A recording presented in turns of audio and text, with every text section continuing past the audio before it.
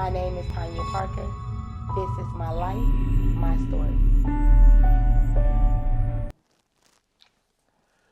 Well, welcome to another episode of My Life, My Story. Today's guest, we have Tanya Parker, author, motivational speaker, domestic violence survivor. How you doing today, Tanya? I'm doing great. Thank you for having me. No problem, no problem. You have a strong story, and I want to go ahead and get into it. Oh, yes. Let's start where you from? Where you I'm grow up? from Rocky Mount, North Carolina. Okay, I also was raised in Brattleboro, actually. Okay. My mom was a single parent, and yeah. okay. So how was life at an early age for you? Like, were you one of those outside kids? Or Oh, yeah. like Stayed outside, till the lights came, when you say you had to be back in for the lights turn on, for the street lights turn on, right? Yeah. I came from a strong family. I actually was raised with my mom and my grandfather Okay. in Brattleboro, and then we moved. My mom got married, and then we moved to Rocky Mount at the age of 9. Family was always getting together. Okay. Come from my childhood was really good. I mean, Okay. Good really foundation good. around you. Good Great people around foundation, you. great people. Okay. Yes. Were you raised in church? Yes, I was raised in church. Actually, went with my grandfather more. Okay. But yep, went to a little church called Hickory Okay. Baptist Church. Yes, Now you have a good personality, bubbly personality. I do. How were you in high school? Were you have a lot of friends? Yes, I could say that. I also was like a people pleaser too, right? So I just made sure everybody else was good Okay. in school. So even though I didn't feel like I was, you know, that I was attracted for anything like that, I just really love people, and I just did. So yes, in high school I played basketball, Okay. and just always was one of the homegirls. You know what I'm Okay. saying? Just one of the homegirls. Okay. And things of that nature. Yep. Okay. So, most time people in high school they start dating and they start Yes. meeting guys and meeting girls. What was your first relationship like? My first relationship is that I met this guy. I'm gonna call him V for his name. Just say V. We was actually, it used to be a Hardee's right there off of Fairview in Rocky Mount, and I was going into the restaurant, and I come outside, and he's standing beside my car, and I'm like, who this guy? Yeah. And he said a couple of things, and we ended up exchanging numbers. At first, I was a little leery, but then I was like, what the heck? He was, looked really good, smelled good. And so, hey, I gave him my number. Yeah, so we met. He ended up not calling at first, and then we ended up seeing each other somewhere else. He was like, man, I lost your number, things of that nature. And I was like, what? So I ended up giving it to him again. Okay. And he ended up calling this time. And this Okay. time we just ended up, like, really getting together. Okay. So at first I didn't think, anything about it. Just, he was a street boy, Okay. one of them ones, one of Bad them boy. Timbos. Okay. Yeah, Okay. one of them bad boys. Now we spoke, before. Yes. And you said, when you met someone at your age, one of your first relationships, that Yes. you saw a lot of red flags in the beginning. Absolutely. What were some of those red flags? Some of the red flags was controlling, was a person that, like I said, he was from the streets, so he was from the hood. He was in a group, they called themselves the Junkie Brothers. Okay. And so he would just, always be out. He was a womanizer.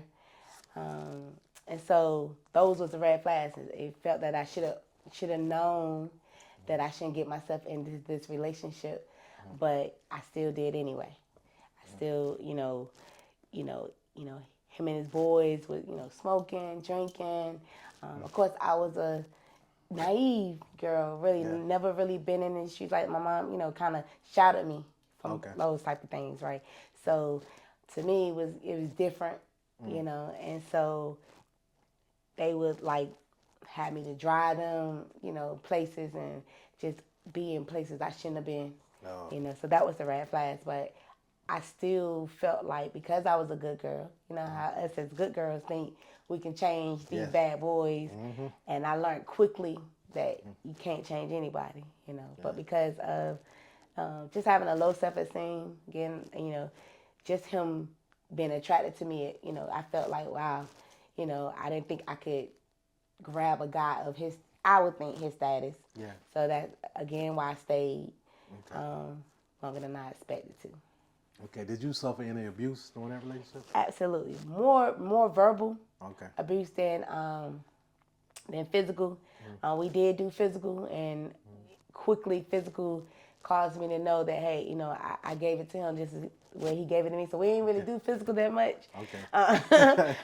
But the verbal was always there. Was nothing for him to just call me out my name. Wow. Wasn't nothing for him to, in front of his guys, to just, downgrade or, scream or to say this is what you're going to do, things of that nature. Like I said, a particular time is that he was actually on house arrest, couldn't really go anywhere. But his boys was about to do a lick. And he asked me to be their driver, and I'm like, he wasn't going to be with them, and it's like, why am I going to do this? But I felt like if I didn't do it, he would get one of his other girls to do it. And I didn't want that to happen. I wanted me to be the one that he, depended on, even though I knew that wasn't right. So that, I end up doing and driving, knowing that these guys was about to go rob somebody. And as I look back, I'm like, girl, you was crazy. Could have definitely got locked up. Yeah. But at the time, it didn't matter to me because whatever he said, I did. And so. So would you say that you kind of lost your own identity? Absolutely. I didn't have no identity when it came to him. I had no self-worth. I had nothing. I really just was all about him. I was like, when I tell you, I was mesmerized by him. Like, he couldn't, I knew, I had multiple cars that he drove, that he also had other women on, that, people would come back and say, hey, Tanya, saw your boy with your car, had somebody. And so people just, after a while, just stopped telling me things because I wasn't changing. I wasn't trying to get out of it. I'm like, I still felt like even though he had others, I was that number one. Gotcha. And, and that only because of my self-esteem. Now, looking back, do you think you were searching for something in that relationship, like love, stability, or validation? Absolutely. I was looking for validation. I was looking for just to be, appreciated from somebody. I now, as I look back, I was a people pleaser. So as long as they was okay, I was willing to do whatever. I was willing to, I just had the fear of somebody leaving. I had the fear that I wasn't good enough. So I would do everything in my power to, if I'm giving him money for making, even though he didn't work, he still drove my car. He dropped me off to work, and he go do what he do, and all because I didn't have an identity, and I felt like if I didn't do the things that he wanted me to do, and he left me, where would that leave me? Wow. And so I felt like, I know, I say Betty Wright song, After the Pain, you feel like a piece of man is better than no man at all. Wow. And that's how I felt. I felt like I'd rather have something than not to have anything. And that's strong for somebody at that age. Yes. Like to feel that. That feel that way, right? Now, how did that relationship end?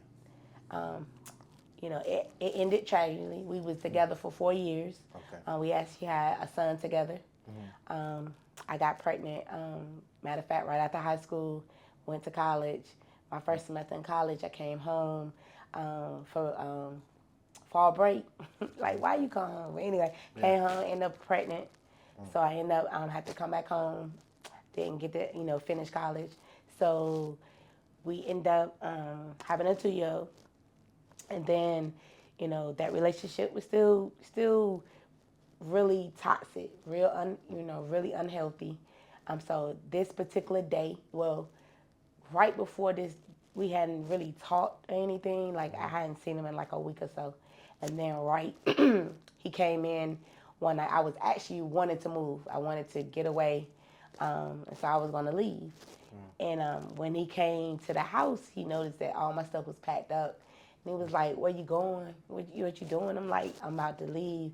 I can't do no more of this.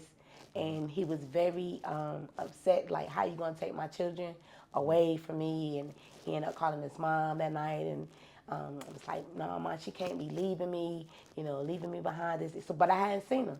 Like, I hadn't seen him, and it's like, I was just really fed up to the point I was ready to move on. And so what happened was he ended up, that next day, it was different. Everything was different that day. Like, even though I was still mad, upset, because of just all that he had done, he ended up asking me to use the car. And this particular car I had, he had not driven. All my other cars, he had wrecked them, done something to them. But this particular day, I allowed him. He was like, I promise I'm going to leave, come back. And he did. He actually left, came back, and that's not normal. He would normally drive my car, be out all night long, be mad because you asked him about your car. But this particular day, he did drive. He did go where he said he was going. He came back, and then he got himself ready. He was like, can you drop me off at my grandmother's house? And still mad, so I really ain't feeling him that day. But I ended up taking him to his grandmother's house, and he was like, you coming in? I was like, nah, I'm not coming in. And he walked away, and maybe 2 hours later, I got a phone call that he had been murdered. He had been shot in the head. Got a phone call from his sister, actually screaming, hollering. It was real chaotic. And I was still in unbelief, like, nah, I just seen him. So I grabbed my baby, no shoes on, nothing. We just ended up, going to pick up his mom and sister, go to the hospital, and he was pronounced dead at the scene. So he was tragically murdered. And at the time, I was, my son was 2, my oldest son was 2, and I was pregnant, 4.5 months pregnant, with my unborn son. Wow. Yes. So, I know something like that happening. It can take something. It was devastating. Oh. It was. How did that affect you, like emotionally, mentally? It affected me really bad. I went into a real deep depression. I lost my job. I was going to his grave every day. I was lost. Even though my mom, I had a great support from my mom, my family, but no matter what they did or what they said, I was just still lost. I still was in disbelief. I didn't take care of myself. I was wearing the same clothes. My son was I just couldn't give him anything. I was just like mentally not here. And I knew if I didn't get some help, if I was gonna die. If I stayed in Rocky Mount, I knew I was gonna die. So I decided to leave. Okay. Yep. So was that would you say the start of the process of you healing, like leaving, Absolutely. Getting away? Yes, because I knew if I had stayed another moment in Rocky Mount, I was gonna be dead. I felt suicidal, and so I ended up going to Georgia for the 4th of July. And at that time, I was with my cousin, and I asked her could I stay with her because I could not go. So when I left, I took everything with me because I knew I couldn't come back. I knew I wasn't going to be. So it was just me and my son, packed in my car and, went to Georgia. My cousin did allow me to stay with her. And so I was able to get a job and just start over. And it was what I needed, So, and I'm grateful for it. I'm so grateful. As I look back, I'm just grateful. And so that was another turning point. Like I said, on my healing, I ended up meeting a lady. Her name was Miss Linda at the job that I was working. And she invited me to her church. When she invited me to her church, me and my son went. And it was just something. Yes, I've been raised in a church.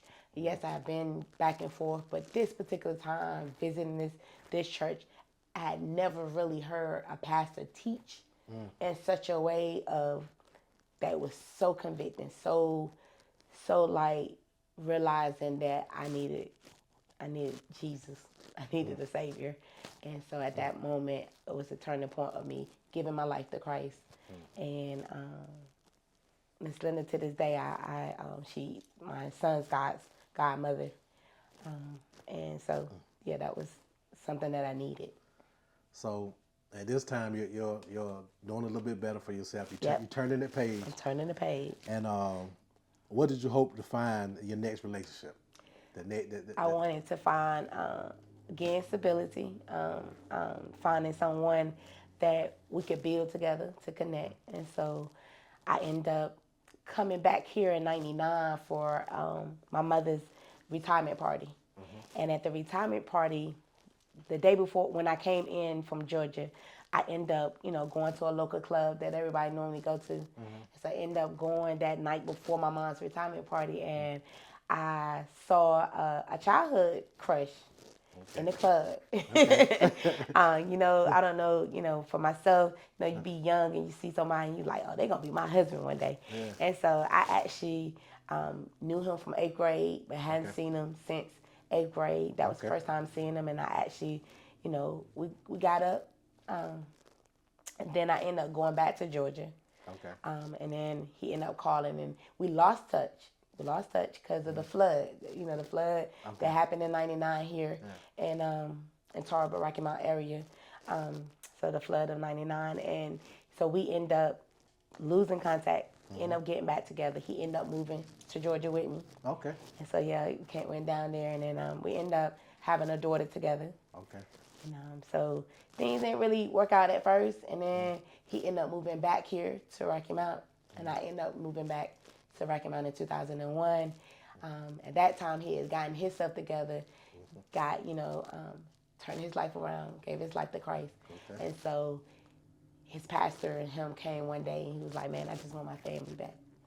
And so at first it was, I gave him a hard time, but then I saw that he was sincere about his family and us working it out. And so we ended up getting married in 2002. And, like I said, and it was great. At first it was really good. It was really good. But then, how things happen, you have too many people in it. I had too many people in the relationship, so we end up getting a divorce and separating, and that was another time of my life that went a different way. Now, how did that impact you? Because the first real boyfriend, he was murdered. Absolutely. This one was it was a good marriage in the beginning. Yes. And but it just didn't work out. That's right. How did it impact you? It impacted me really bad to the point that I had a nervous breakdown. I actually had a mental breakdown where I just couldn't work. I couldn't think. I couldn't focus. I just was not myself. So at the time, my mom allowed me. I didn't actually go into a facility, but she did allow me to go stay with someone else for a week or so, just to get my thoughts together, to get myself together. And so, while mind you, at this time I have 3 children, being a single mom, and just don't know what to do. And so I end up just getting my thoughts together, praying, and just having a moment of like, what you gonna do, Tanya? And so, my bills was all behind. I was losing, about to get my padlock out of my house. And so what happened was I was going to get services for my children for Christmas. And so I went to the Bassett Center here in Rocky Mount, where it's a shelter for women and their children. And so at the time, I didn't think I was going to go in there. But then the lady was like, hey, you got so much going on. Why won't you, come into the shelter?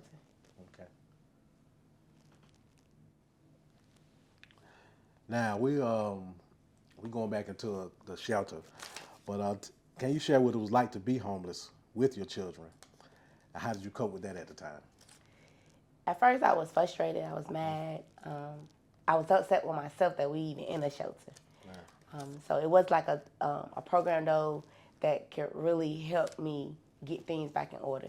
So I cried every day. I was just, like I said, frustrated, mad. I was bucking the system because at that time you had to go to classes. You had to go to these meetings every day. And, so a lot of women in there, dealt with some things I never dealt with, So, I'm feeling like, man, why am I even here? But one day I just said to myself, stop being so mad at and frustrated, and you mad at everybody else, you know. And I kept, you know, blaming everybody else for why I was there. So one day I just told myself, hey, you know, stop blaming everybody else, and, you know, Tanya, you need to just warming up, like, get yourself together. And so what I did is I ended up taking advantage of everything that we needed to do. I took the time to, you know, really go into those meetings, really get the healing that I need, you know, talk, and not look at it as a bad situation.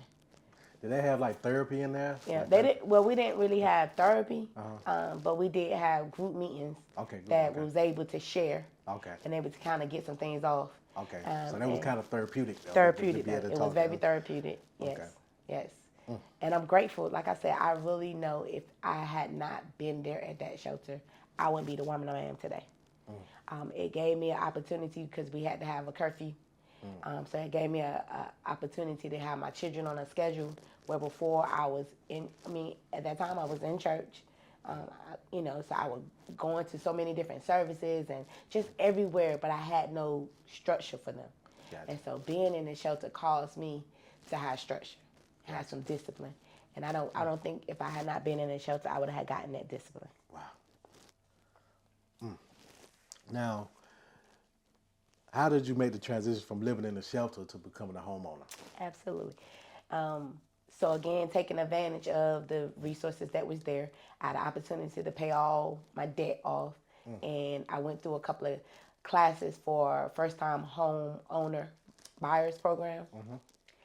And so, like I said, being in the shelter, I could save money.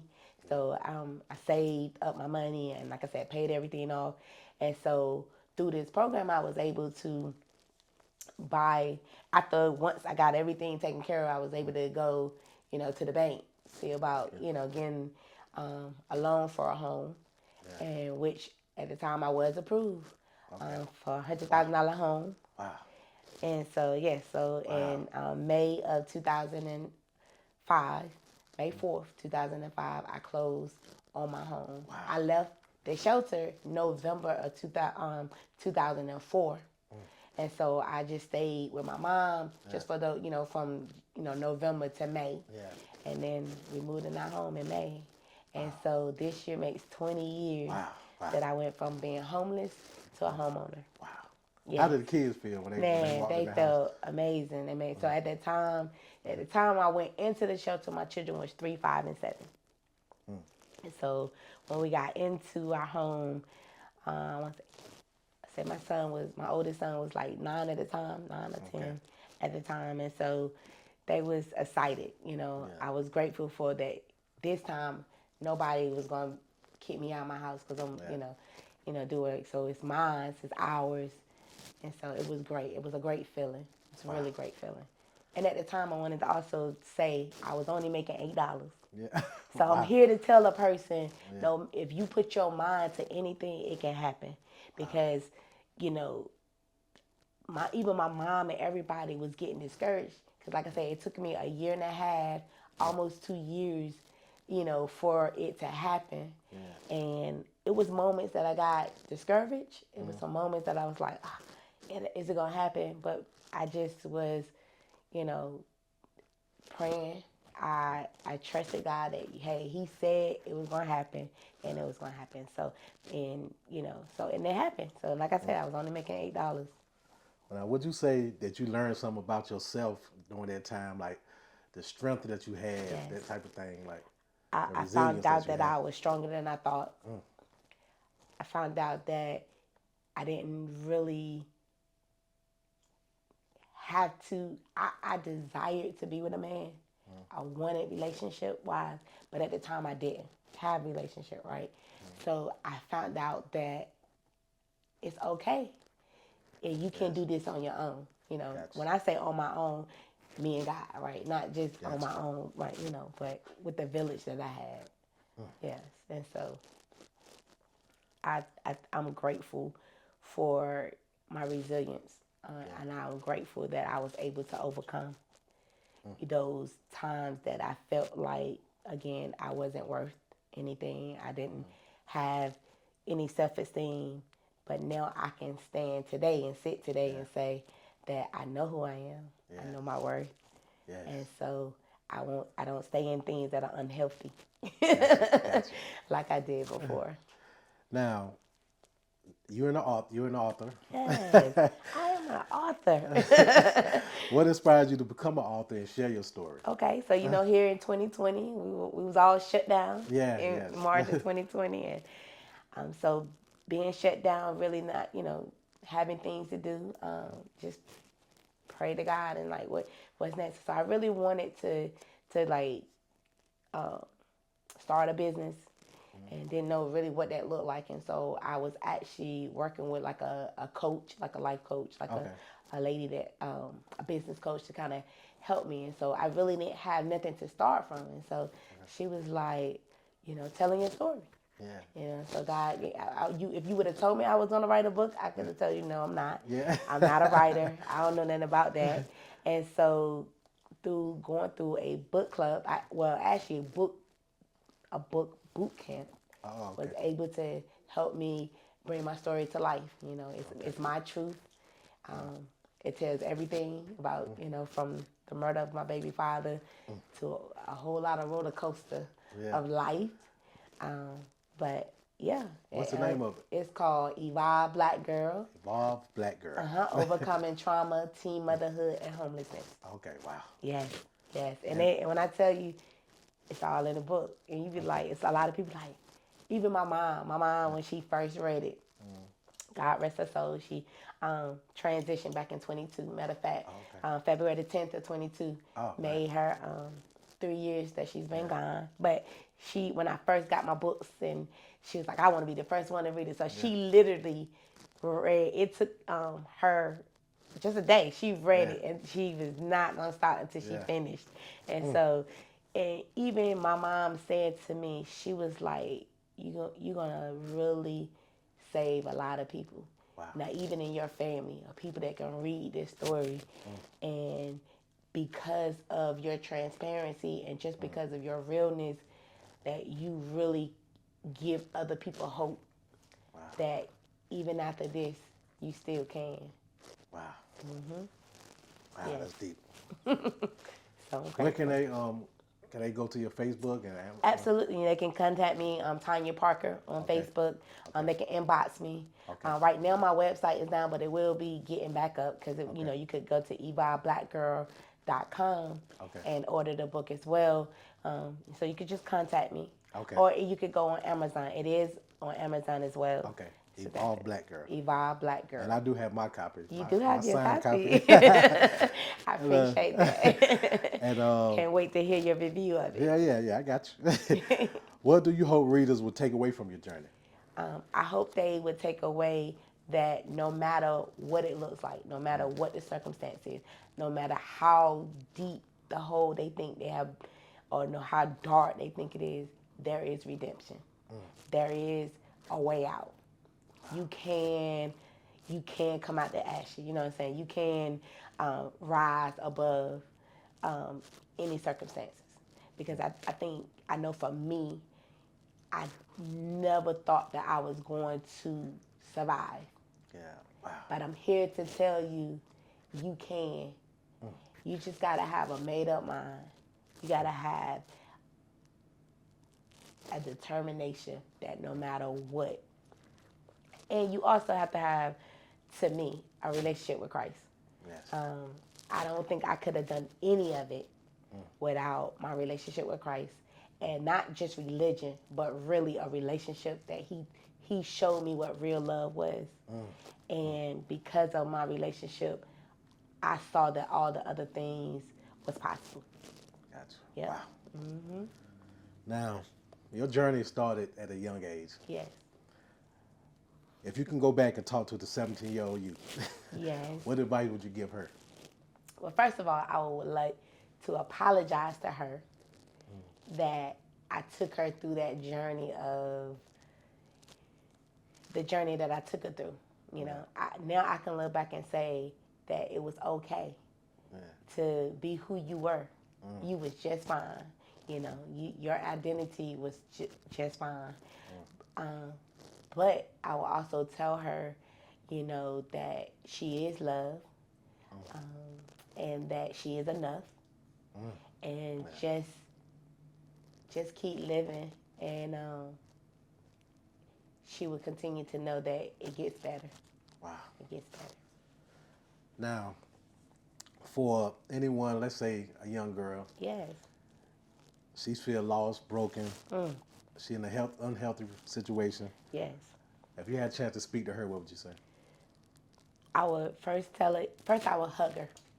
I would just want to hug her and to look her dead in her eye and let her know that I know right now you feel broken. I know right now you feel, you know, lost. But if you would just go within yourself, you are stronger than you think. Just take the step to move out of it. Just get out of it. Like, you know, it was just a made up mind that I deserve better.